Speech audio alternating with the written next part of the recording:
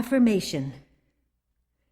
While one's affirmation should be the specific positive statement of truth with regard to the false claim or suggestion, it should also be so universal that you can feel that all are blessed thereby.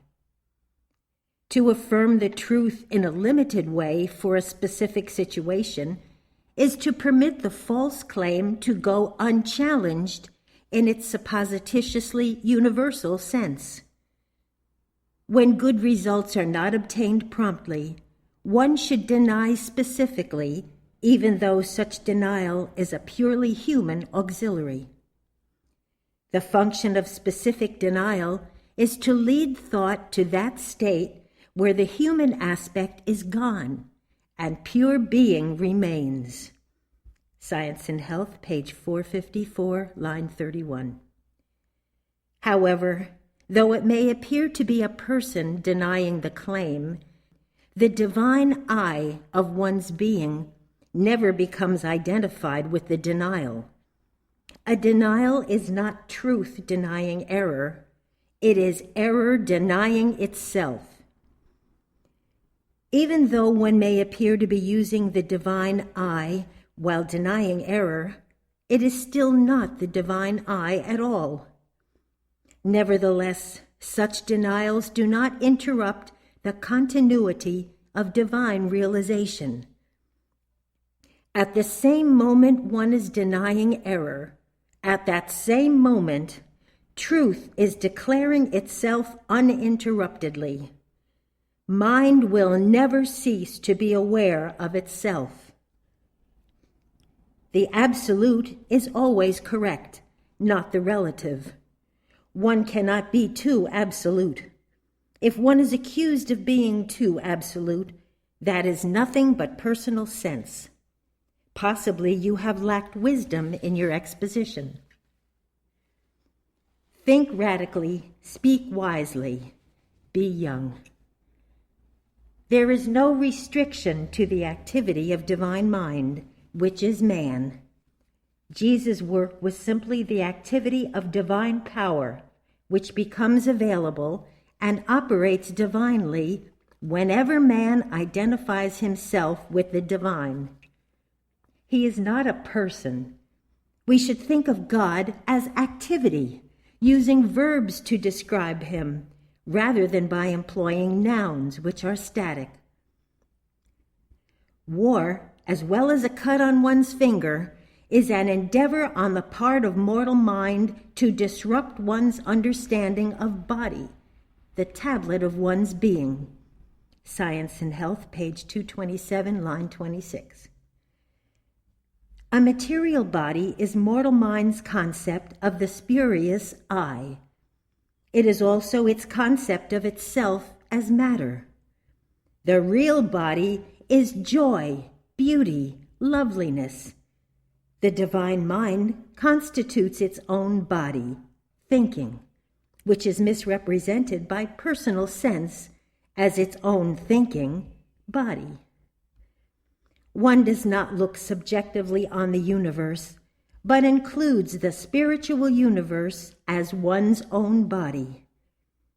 There is nothing in my experience or body which is involuntary. Business.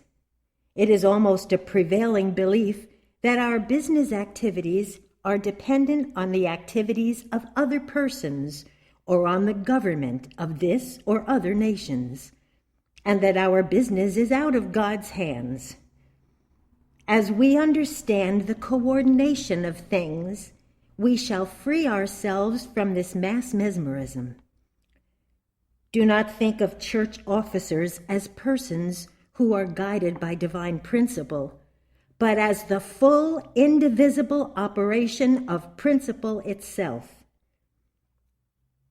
In order to aid the movement, you must see it impersonally.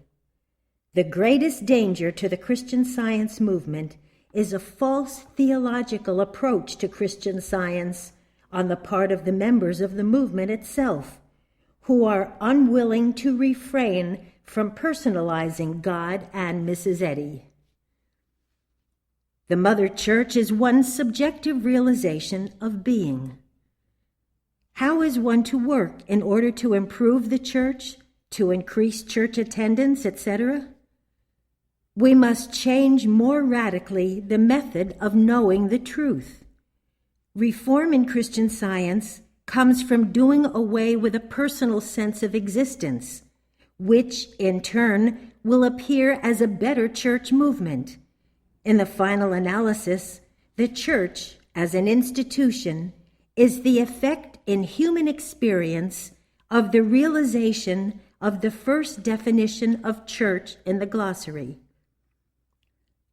Declare daily that all action is divine action. All action is God. Just act like God. Good. Be young. Ascension begins when one stops thinking of oneself as a person. One ascends as one realizes that there is nothing requiring ascension. To the extent that I think that someone else has not ascended, nor should ascend, I myself have not ascended. The burden of proof of ascension is not on the person who supposedly dies, but on ourselves who supposedly remain. Think of your association as a right idea which you include, not as a human organization to which you belong. This concept will result in greater benefit to you. When you analyze mortal belief, you are, in a way, giving it some reality. Message for 1901, page 12, lines 27 to 2, is an example of handling evil, though the word handling is bad since it gives one a sense of duality. It is of the utmost importance that there be a proper use of language and that the statement of Christian Science be correct. Science and Health, page 283, line 24. On the other hand, one must adapt one's phraseology, keeping one's thought clear meanwhile. Adultery is derived from the Latin root alter, meaning the other of two. In the case of the adulterous woman, Jesus performed the office of Christ by refusing to accept as true the false suggestion about the woman. By showing the false nature of the accuser, he silenced the condemnation and accusation of those who personalized sin. Then he, as I, being conscious of his own loving perfection, could not condemn her either. In other words, he first healed the accusing aspect of sin, and then healed the victimizing aspect of sin. In the measure that we live the divine all-inclusiveness, the more change there will be. Quote, "The holy sense of God is all and love, and there is no other mind to send thoughts. Here is the best way to meet malicious animal magnetism." Unquote. Mary Baker Eddy to Mr. Tomlinson. The proper way to handle malpractice is always impersonally. That makes it possible to see its unreality, there being no channels nor mediums therefore. Malpractice expresses itself by its own idea and according to its own law. The aim of the devil is to keep you disturbed, not to see or acknowledge or penetrate the cause, the argument which is handling you. A man throws a stone at you. The devil throws a man at you. Leave the man alone and get after the devil. We may not be able to stop malpractice, but we can rise to where it does not touch us. A. Greenough. As hypnotism, animal magnetism, is based upon evil, it cannot be a science, and therefore it cannot control. It must, however, be denied specifically. Such denials are effective only when done from the standpoint of mind in active operation, expressing itself lawfully, and not from the standpoint of a person giving a treatment. The right kind of denial leads to the spiritual heights of pure being, where being itself replaces the denial. If you think you are a Christian Scientist, one among many, in a world of millions of men, you are lost and start out mesmerized. To avoid being hypnotized, you must declare you are never asleep, especially in the morning after rising. But this declaration must be made about the I of your being, and not about a Christian Scientist. We must deny the material sense of earth and world. We are not in it, and it is not in us. One should not be reluctant to deny error. Reluctance to deny error permits error to handle you.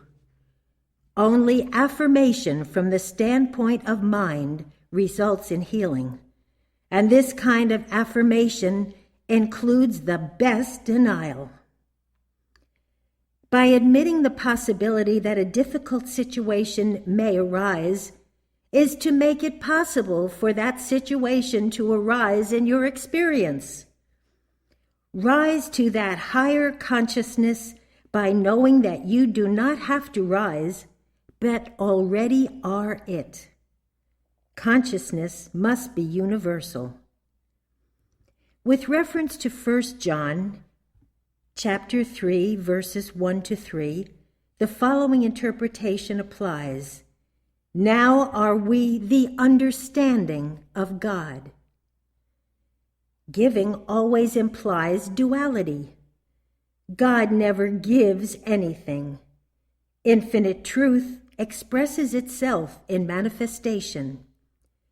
The real trouble began not when Adam, according to the allegory in Genesis, took the apple from Eve and ate it, but when Eve was created, thereby for the first time bringing into the Bible narrative a sense of duality.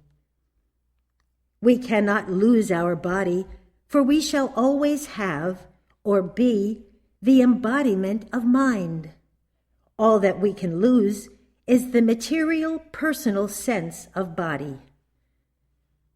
The belief that the body is material is death itself. We can only get out of it by knowing we were never in it. Friends tried to bring Lazarus back to a sense of life in matter and failed.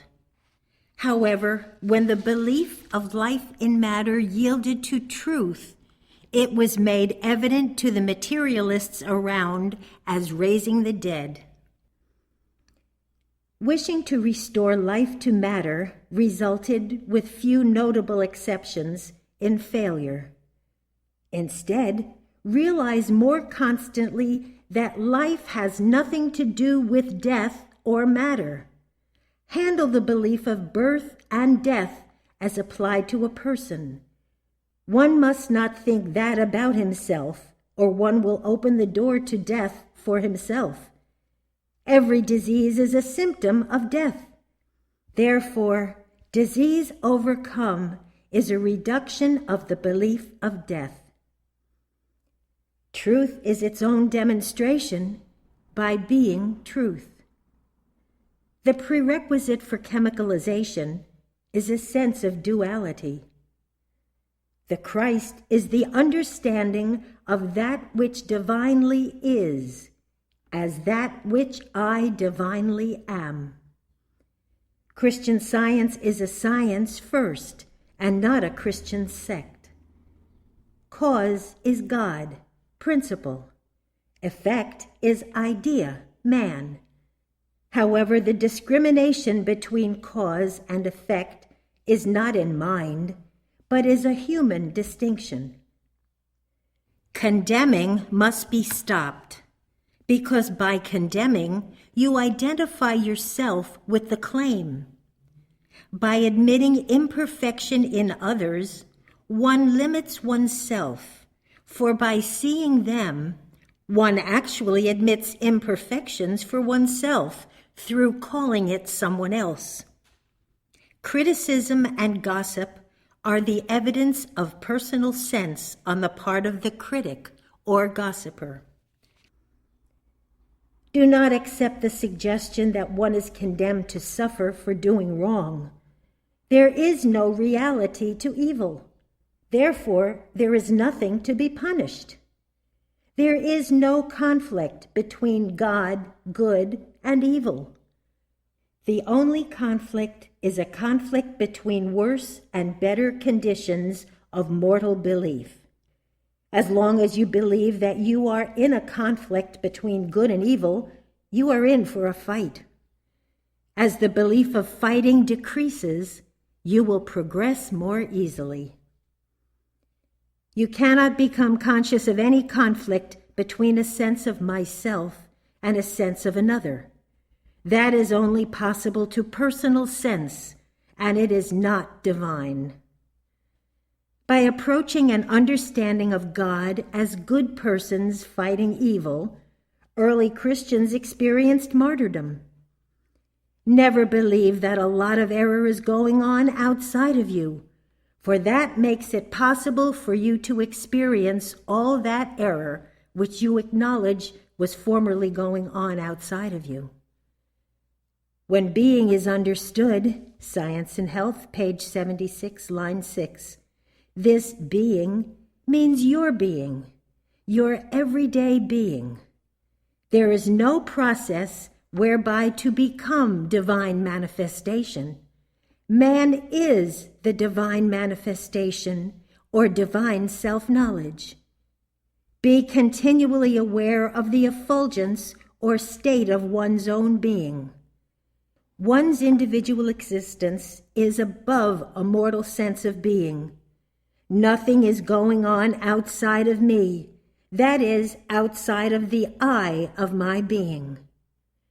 Seek a sense of pure being without any sense of person. There is no interference from the outside, for there is no outside to divine being. We should rejoice in the completeness of being, in which the realization of divine being does away with the tenseness of human conceptions, and we should live divine science rather than have a vision about it. Quote, "Be the mind that never heard of error," unquote. Mary Baker Eddy to Joseph D. Mann. Body is consciousness and experience. Therefore, only that which constitutes divine consciousness is my body, and not what suggestion would suggest. The idea is body. Whatever is material about it is the false belief about it. There is no private body. There is but one infinite body, my body. And that body is never touched by anything, but is ever effortlessly maintained by divine principle. My thinking or knowing is divine consciousness, body, and nothing else. If a thing isn't true about the divine mind, it isn't true about anything, body included. The only body there is Christian Science. It is never outside of mind, receiving something from mind. It is divine consciousness in its all-inclusiveness. Body is the universality of being. Mind being, embracing or embodying within itself all true self-knowledge. Therefore, in dealing with body, don't deal with matter. Realize that you do not possess the material body as mind realizes that fact, and be convinced that no material body possesses you. Claim no sex. The purpose of the Christian Science movement is to assist Christian scientists in becoming more spiritually minded, not to perpetuate the movement. In church activity, one should ask, is this activity going to contribute to the demonstration of divine science? Our value in circulation work lies in what we know rather than what we do. When we recognize that consciousness is the operation of divine principle, that is the law to the human situation, and it helps to promote most efficiently the circulation and distribution of literature. Divine ideas do not circulate or go in circles. That is what the committees are doing. Do not think of a reading room as a room full of people seeking spiritual understanding. There is no human mind to be enlightened. The divine mind is fully expressed and understands itself. The truth will remove the belief that the reading room is not functioning properly. The usefulness of an idea cannot be impaired. All that is going on is the divine mind expressing itself. When the divine facts are approximated, a reading room is the instrument. Don't prepare the soil for human persons. Get away from persons. If one is disturbed about a reading room, it blocks the demonstration. Handle the seeming reluctance of persons to become Christian scientists. Also handle laziness and fear of losing something pleasing. Following Mrs. Eddy only as far as she follows Christ should be our attitude to the Christian Science Board of Directors. The trouble with our movement is that it is being carried on too much as a Christian sect and not as the science of Christianity. When there are factions in a church, it is not what it appears to be. Rather, it is an attempt of evil to disrupt your true sense of church.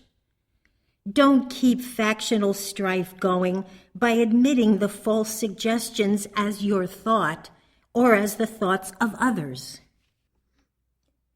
Quoted as from Mrs. Eddy. Quote, "Death is an illusion. It is the termination of the universal lie which says that man was born. No person will ever be more conscious of death than he is of birth. Everything that has a beginning must of necessity have an ending. Death is the ending of the beginning called birth.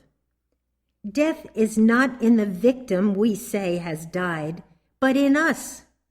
It is we who put our friends in the ground and cover them up, and ever afterwards declare them gone. All the phenomena are in us and not in them." Quote, "Our verdict of death in our friends does not change them one iota. Jesus was the same after apparent death and burial as before. Again I say, no one will ever be conscious of death. It is absolutely nothing, and it is impossible to be conscious of nothing. Man is a coexistent creature with his Creator. Man has always existed, and if none of us have ever been conscious of death up to the present moment, it is pretty good evidence that we shall never be conscious of it. The person who says, 'I am dying,' is but a helpless automaton who unwittingly becomes a victim to preconceived opinions and voices the culmination of error. If the senses lie about life, they also lie about death. We lose consciousness of our friends by a change of belief, a stronger belief in the verdict of the world than in the presence of our friends wipes out their presence and leaves in their place the lost belief. Quote, 'We shall exist to them unless they likewise have accepted some other belief, similarly destroying their conception of us. the disciples were the same to Jesus after his apparent death as before. We exist as matter in each other's minds, and all we know of our friends is our mortal conception of them. This concept remains until we transpose it with another, when the last becomes the dominant belief. There is nothing gained by waiting for death, for it never comes. We must individually lift ourselves above the claims of the senses." Unquote. Mary Baker Eddy. Quote, "I think it has been my great aspiration that the wave of error, calling itself death, should not pass over me. I see this morning that this aspiration, this thought of itself, is error, in that it builds up the belief that there is something to fight and something to overcome. Thus it fosters fear. What if this wave does seem to engulf me? The opposite fact that it does not is the truth. And by this seeming, I am not changed, not harmed, for nothing can ever have any power to affect us. This view removes fear and removes the aspiration, and shows us by this means I am doing more towards conquering, more to keep off the wave. We need not take up arms against a shadow when it is clear to us it is a shadow." Unquote. Mary Baker Eddy. There is no such thing as a live person. To be a person is to be dead. By acquiescing that you are a person, you accept your death sentence. To see a person is to admit death for oneself by identifying oneself with human personalities. Be concerned with the divine facts and not the human evidence. Utterly reject all suggestions of the inevitability of death, for eternal life is never attained through death. The only death is the death of the human material personal concept. Dr. DeLonga. Every disease is a symptom of death. Therefore, disease overcome is a reduction of the belief called death. Handle the belief of birth and death as applied to person. One must not think that about oneself, or one will open the door to death. Dr. DeLonga. The following declaration is needed in order to get results. All there is to me is the divine mind infinitely manifesting itself. The argument that one is a human being must be silenced. We should start the day by the recognition of the fact that the I of my being never slept, nor was unconscious. Neither is it limited in space, nor does it exist as a person, but it exists always as the oneness and allness of divine being. It is never life itself that hesitates to declare that it is life. Thinking of oneself as life is expressing life, life uttering itself. Dr. DeLonga.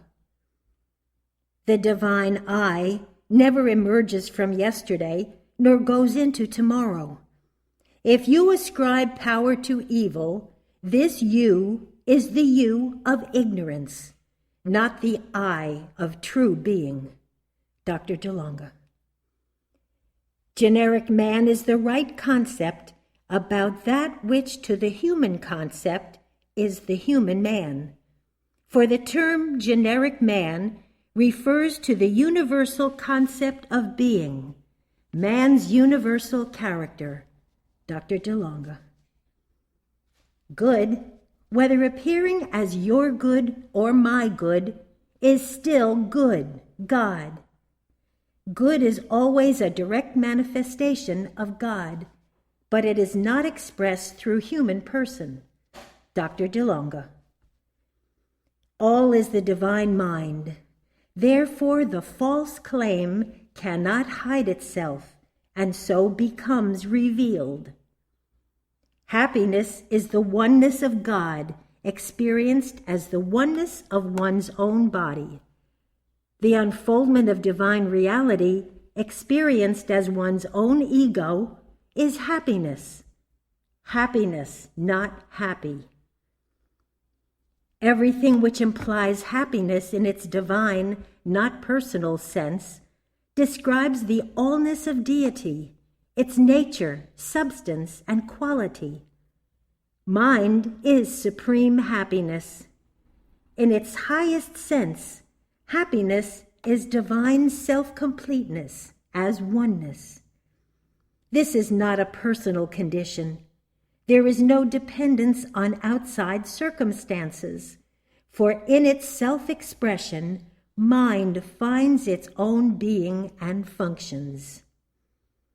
This does not mean, however, that one is to get rid of material possessions, but rather that one is reminded that if material possessions appear necessary to one, he is indulging in a limited sense of things, which is not productive of true happiness.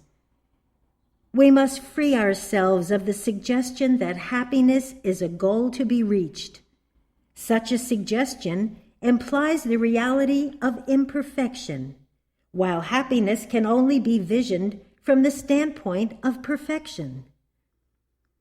It is a good thing to mentally remind yourself daily that God is the only lawmaker for man, morally, spiritually, and physically. There is no future in the eternal now of infinite mind. Hence, there is no future in which to realize truth, or to know God, or to reach perfection. And there is no demonstration to make, because the only demonstration that is, was, or ever will be is God, and is made, and man is the knowledge of this fact. E. A. Kimball. Truth is its own demonstration by being truth. The greater works referred to by Jesus may quite well be the prevention of problems from arising. Certainly the best demonstration is to prevent a situation from arising. To devote excessive effort to the solution of one's own problem, to the exclusion of the universal problems, is to limit one's own demonstration. The most effectual denial is, there is no mortal mind. The proper way to handle it is always impersonally. On the other hand, if you think about yourself habitually as a person, you are in no position to handle it. If one denies error, and this denial is only for oneself or one's patients, the denial is incomplete, for inferentially you are admitting the reality of error for others. Neither is the denial of error from the standpoint of a person doing the denying a complete denial. Dr. DeLonga. By continual right appreciation of one's perfection, discordant conditions diminish. This is the exercise of dominion. Man includes the earth as a spiritual idea. He is not in the earth as a material sphere, nor is he included in earth. God's supremacy expressed in and as man is dominant power. Dr. DeLonga.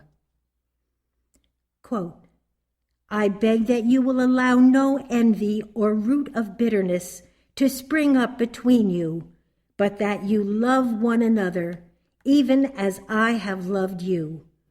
And may the grace of God and the fellowship of love be and abide with you forever. Unquote. Mary Baker Eddy, Christian Science Sentinel, Volume 38, page 22.